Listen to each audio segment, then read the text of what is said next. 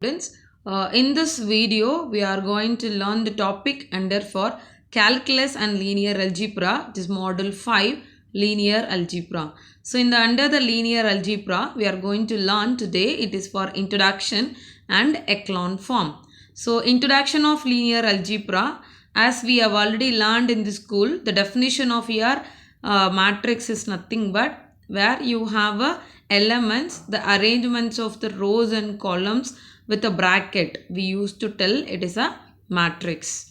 And generally, what is that a matrix? Simple example, you can go, it will be 1, 2, 3, 4. So you can tell the elements, it is arranged in the rows and columns is a matrix, right? And also, what is that? We can able to make it the order of a matrix. So order of a matrix nothing but the number of rows and columns where you have it. So you can tell m cross n in general. So m number of rows always represent, n will be number of columns. Okay. So generally it will represent the number of rows and columns. When it's coming for a type of matrix. So what and all type of matrix we learned in school already. So when you have a square matrix, what is that? The number of rows and number of columns is equal. We'll call it as an square matrix. And also we learned row matrix where we have only rows will be there and the column matrix will be in terms of a column, right? So we can able to tell only one row, n number of column will be there. We used to tell as a column matrix, and similar for a row matrix.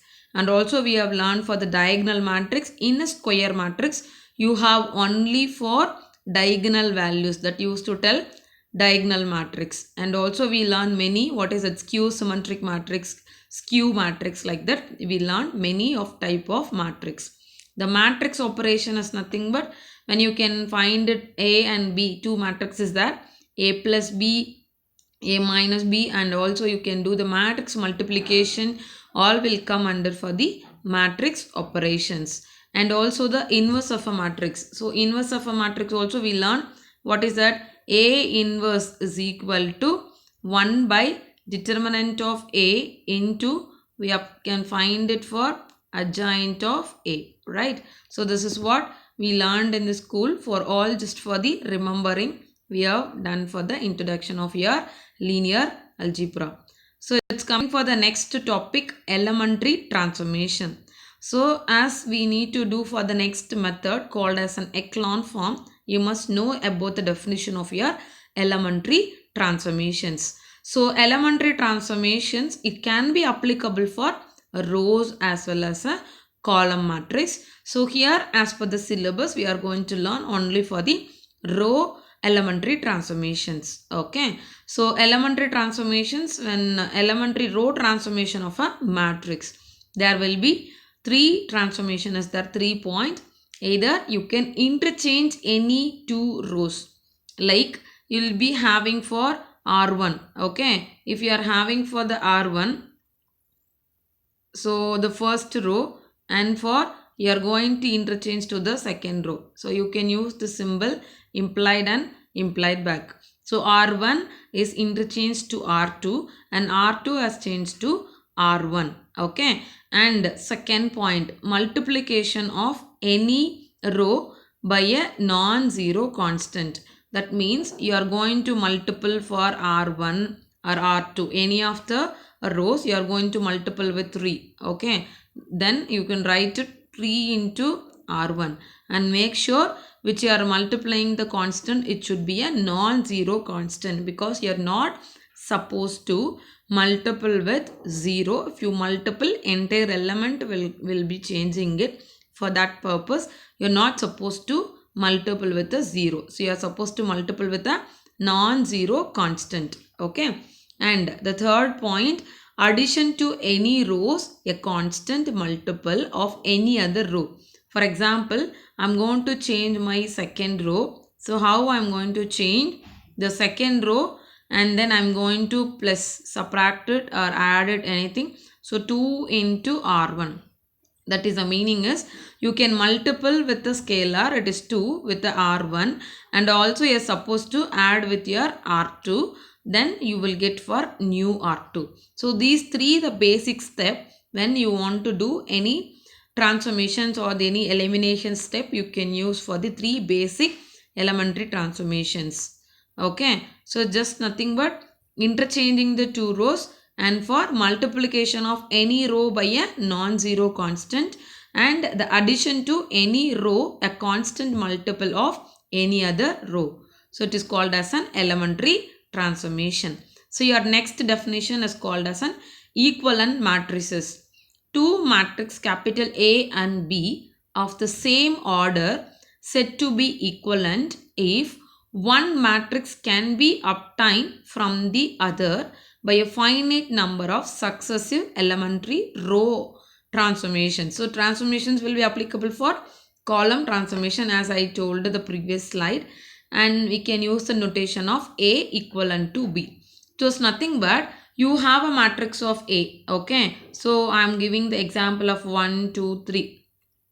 So what I am going to do, I am going to take it for the like any of these three elementary transformations. That means I am going to interchange R1 implied back of R2. So what will happen? So R1 to be converted to R2. So it will come to second row should come to first row. First row will go to the second row. This is I have interchanged. It came from this matrix. That means this will be, you can take it A matrix, and this will be from B matrix. Okay. So it has like we are converted by using the elementary transformation we have written for B. So what will happen? Both I can't able to write it equal matrix. That's why it is used for A is a equivalent matrix of B. Okay, so that is what the definition says. The two matrix of capital A and B of the same order, so you can take it both will be same order, is said to be equivalent if one matrix, so one matrix A matrix is obtained from the other matrix. That means B is obtained by interchanging the any one elementary transformation, either interchange or multiple, whatever you do the step, it will be obtained from the first step, right? From the A I have got it B. So by a finite number of successive elementary transformations we will get for the equivalent matrix. Okay, that is what this equivalent matrix definition says. So next one, echelon form of a matrix. So a non-zero matrix capital A is said to be an row echelon form in the following conditions prevail. So and all the zero rows are below non-zero rows. The first non-zero entry in any non-zero row is 1. So echelon form is nothing but if you have a non-zero matrix of capital A, okay, and it's said to be, suppose you have it non-zero rows, either 3 cross 3 or 4 cross 4, whatever may be. It need not be only the square matrix. It can be in like 3 cross 4 also. It can be any kind of a matrix. If you are telling it is in the echelon form, what is that? You will be having two major condition. One is all the zero rows. So if you have a zero rows, it's supposed to be below the non-zero rows. And also the first non-zero entry. So how many non-zero you are having it, that particular row, the entry must be 1. Okay. So generally the meaning of non-zero row is nothing but in entire matrix, if you have it for at least one element. For example, I have like this 1, 0, 2 and 0, 0, 1, and here I have 0, 0, 0. So you can see in this matrix, I have the last row is a 0 matrix, and then second row I have it is 1. Any one entry or all it is there in the constant or any other element, we used to call it as a non-zero row. Okay, so as per the second condition, the first row non-zero entry, whatever the non-zero entry is there, in that first entry should be 1. Okay, so that is what that echelon form says, and remember this 2 point for the echelon form. And the example has been given. You can see I have an example of 1, 1, 2, 3, 2 and 0, 0, 1, 2, 0, 0, 1. So in this you have all the non-zero rows entry is 1 because all the 3 is a non-zero row. And it's coming for this matrix. I have 1 0 row, 2 non-zero rows, and similar for this also. Okay, this is called as an echelon form. The next one, rank of a matrix. So rank of a matrix capital A, if you assume A, you want to find the rank of a matrix of capital A in its echelon form is equal to the number of non-zero rows. So to find the rank of a matrix, we are supposed to use your echelon form. And the echelon form matrix, in that echelon form, how many non-zero row is there, that is your rank of your matrix, and it is denoted by row of A. Okay. The next one, if R is the rank of a matrix capital A of order m cross n, so R must be less than or equal to m. R is a number of rows of the matrix are linearly independent.